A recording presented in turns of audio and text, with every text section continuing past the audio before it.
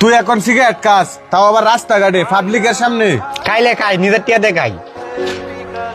কথাবার্তা সাবধানে কইস, বুঝলা যাস না আমি তোর বড় ভাই। বড় ভাই দিকে গেছে, তোর কি মাথা তুললাম নাচতাম আমি?